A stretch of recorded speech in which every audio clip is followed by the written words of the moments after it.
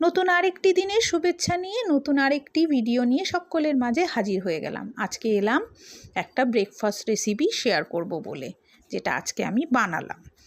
1 cup oats, 1 cup কর্নফ্লেক্সকে মিক্সিতে গুঁড়ো করে নিয়ে তার মধ্যে পেঁয়াজ কুচি, লঙ্কা কুচি, কিছুটা কর্ন, তার সাথে 2টো ডিম, গোলমরিচ, নুন, চিনি স্বাদ মতন।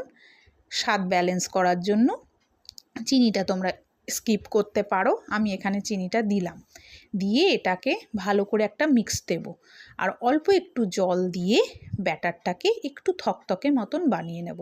এটা তোমরা পাতলাও করে নিতে পারো, একদম খুব পাতলাও করতে পারো, কিন্তু আমার মনে হয় এই থিকনেসটা থাকলে ভালো হয়। আমি ছোট্ট একটা প্যান নিয়েছি, খুব বড় না।